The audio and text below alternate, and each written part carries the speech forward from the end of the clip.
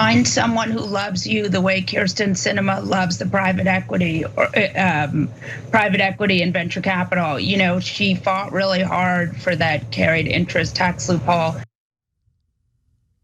That's right. We have learned that over the weekend, Senator Kyrsten Sinema, who is handsomely paid by private equity firms and corporations, did what she could to ensure that some of the tax provisions that would, just modestly get private equity firms and corporations to pay a modest minimum tax. She gutted that.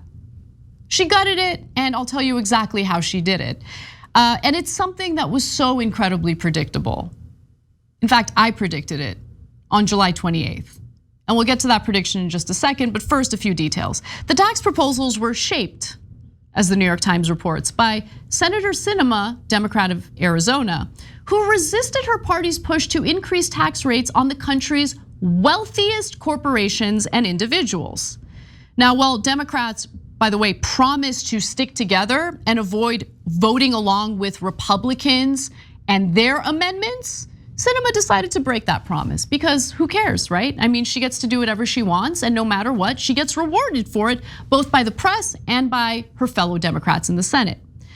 Sinema on Sunday backed a Republican amendment to shield businesses that rely on capital investment from private equity groups from the 15% corporate minimum tax that Senate Majority Leader Charles Schumer included in the Inflation Reduction Act. All right, let's pause for a second. 15% minimum tax. Because right now we have corporations who pay nothing in taxes, federal taxes. We have corporations who get tax refunds at the end of the year. Corporations that are incredibly successful, bring in billions of dollars a year. They end up paying nothing in taxes. So this provision, as it was originally written, was already, honestly, weak sauce. It's like, can you guys please pay like just 15%?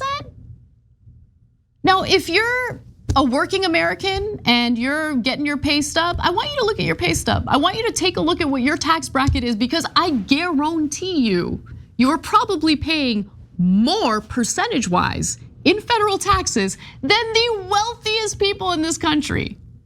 And if this provision had passed, you still probably would have been paying more percentage-wise in federal taxes than the wealthiest people in this country. We couldn't even get a modest tax increase. So the amendment was sponsored by Senate Republican Whip John Thune. Yeah, that's who Sinema's rubbing shoulders with, who says the 15% corporate minimum tax would raise taxes on businesses with less than $1 billion in profits, because it would apply to private equity groups that have partnership interests in those businesses. Oh, those poor companies, what if they're bringing in less than $1 billion in revenue a year? Then we're gonna make them pay a minimum 15% tax? We can't have that. That would be unfair. Obviously, it wouldn't be unfair. And so, yeah, Sinema went along with this and decided to help Republicans gut the tax provisions that were already weak sauce to begin with. And on July 28th, who predicted that this would happen? Let's watch. The bill, the new bill, will include $739 billion in new revenue through a 15% corporate minimum tax, which, and I'm adding this part for myself, will be stripped out or stripped down by Kyrsten Sinema because she has not weighed in yet. And I want to be clear that Kyrsten Sinema has been the most vociferous against any type of wealth tax hike, corporate tax hike, or tax hikes in general. She has been against it, she's been vocal about it, and she hasn't weighed in yet. So the idea that this is gonna pass with some increase in taxes for corporations is laughable to me. And if I'm proven wrong, I will be elated to come on air and tell you that I'm proven wrong. But that's my prediction. Now, I haven't been proven wrong. I've been proven correct because it's not difficult to make these predictions given the incentives and disincentives. We talk about this all the time. You can think whatever you want to think about Sinema, okay? I'm not interested in a conversation about how she's a bad person or a good person. I am interested in a conversation about having to deal with a system that governs with the incentives in the wrong place, meaning the incentives are corporate cash being funneled to the campaigns of our politicians, both on the left and the right. So the incentives push these politicians to do the wrong thing, not the right thing. And in this case, you have an incredibly modest tax hike being stripped down from this bill, the Senate version of this bill. So to avoid the rate increase Sinema opposed, what did Democrats do? Democrats instead settled on a far more complex change to the tax code. A new 15% corporate minimum tax on the profits companies report to shareholders.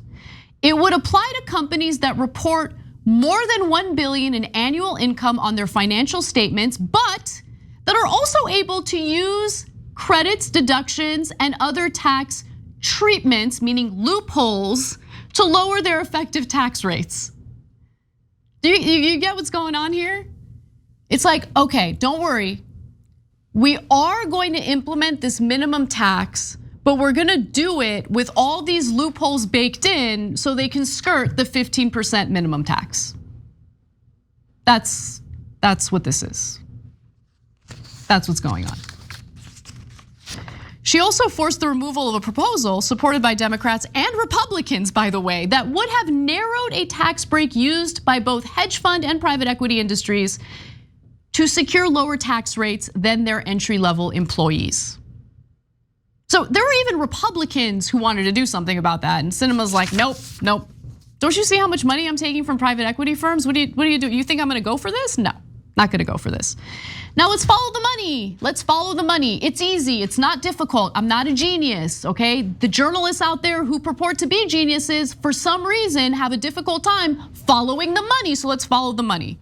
Financial Times, which actually, in the grand scheme of things, does decent reporting, gives us the numbers when it comes to Sinema's campaign contributions from the financial industry. In fact, according to the Federal Election Commission filings, Sinema has received more than $500,000 in campaign donations from private equity group executives in this election cycle alone. One election cycle alone, representing about 10% of her fundraising from individual donors.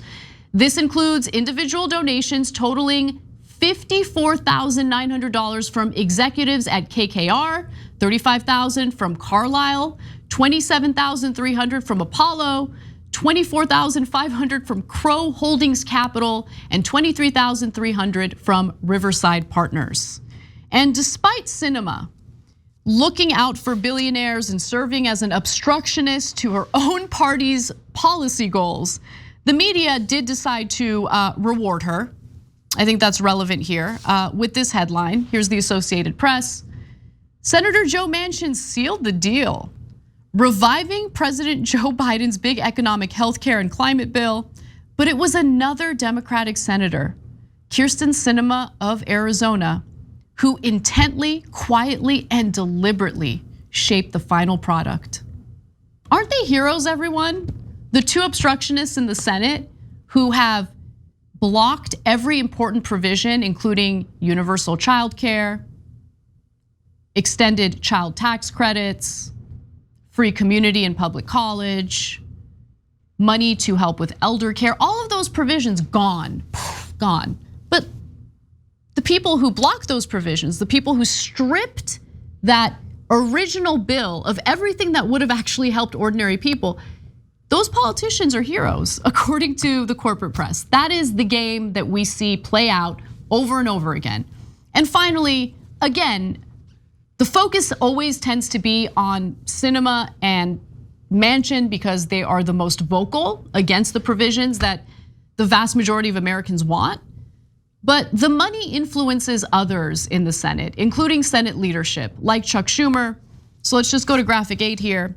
Executives at groups including Blackstone, KKR, and Lazard have also collectively donated $1.28 million to New York Senator Chuck Schumer, the top Democrat in the Senate, representing about 4.4% of his fundraising from individual donors this cycle alone. This is how the game is played. It's not about good or bad, it's about incentives and disincentives. And people like to belong to tribes. If you vote as a Democrat, you want to protect the Democratic Party at all costs. But consider what the costs are. Because when you provide cover for this kind of corruption, you're gonna constantly get screwed over. And that is what we're seeing right now when it comes to the climate provisions, when it comes to the healthcare provisions, and certainly when it comes to incredibly modest tax hikes for the wealthiest people in this country. Ordinary working Americans who are just scraping by shouldn't have to pay a higher percentage of their income in federal taxes than the wealthiest people in this country do. I don't know, maybe that's a super radical idea, but that's where I stand.